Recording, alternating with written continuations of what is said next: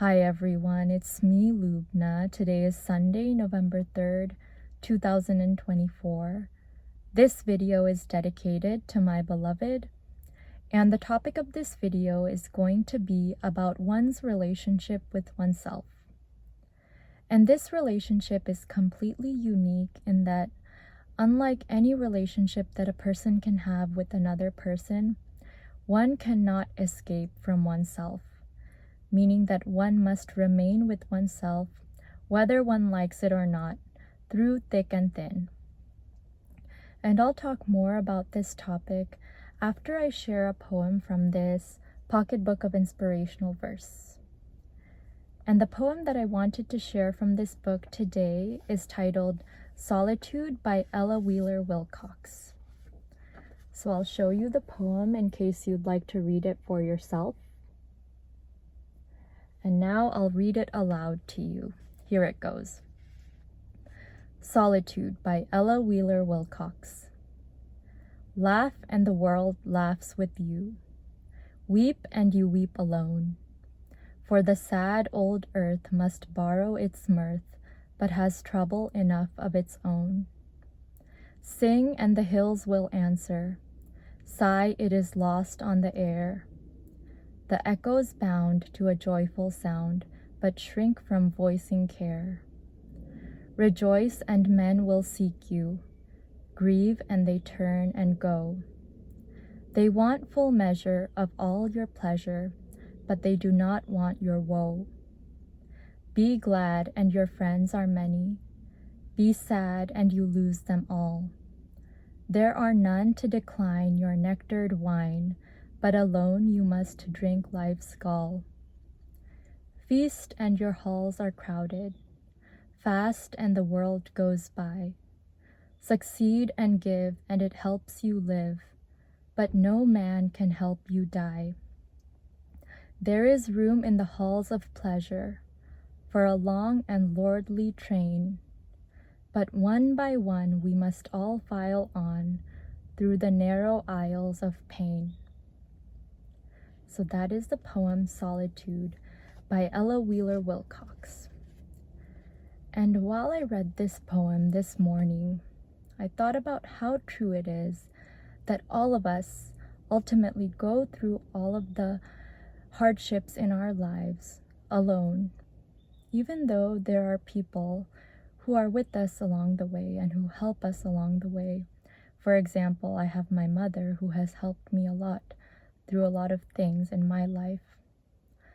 Ultimately, we are the ones who have to go through it on our own and go through all of these things ourselves. There is no person other than yourself who is with you from birth to death.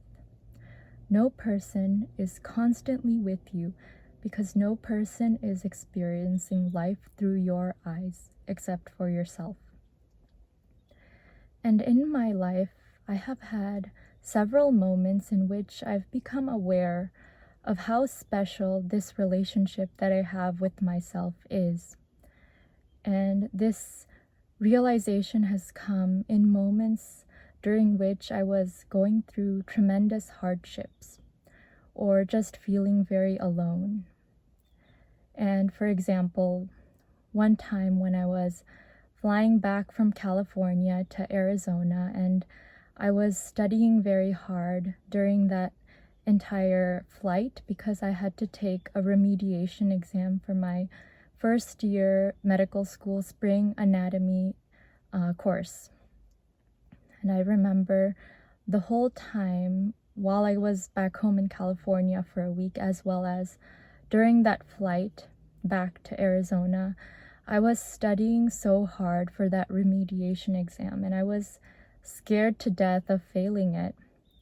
And I just had pushed myself so hard, and I hadn't slept much for days. And I remember going down the escalator to the baggage claim at the airport and just feeling so tired and feeling like nobody knows how hard I work and nobody knows how much I'm trying and how much I'm doing my best. And I remember that at that moment I had all of a sudden this feeling of respect for myself and this respect for myself for always being there and doing what I'm supposed to do for my own welfare and not giving up on myself. And I remember at that time I was also pretty sad and kind of feeling bad because my mom had been diagnosed with follicular lymphoma, and I knew that I had to step up and take responsibility for my own future. And in that moment, as I was going down the escalator at the airport, I just had this feeling like, Lubna, thank you for always being there for yourself, even when you felt alone and like there was no one else there for you. And so when we realize that we are the ones who are with ourselves from birth to death, through the highs and the lows, even when we don't like ourselves, we have to be there for ourselves. We have no option. We can't leave. When we realize this, it makes us respect ourselves a lot more. So by sharing all of that with you, including my own personal example, I wanted to ask you to reflect upon your own relationship with yourself. How have you been there for yourself through thick and thin, through the ups and downs of your life? Have you been able to love yourself even when you haven't liked yourself? Think about that. I hope that you've learned something very valuable from my video today, as always. And thank you for watching and listening. And I'd like to wish you a wonderful day, afternoon, evening, or whatever it is, wherever you are in the world.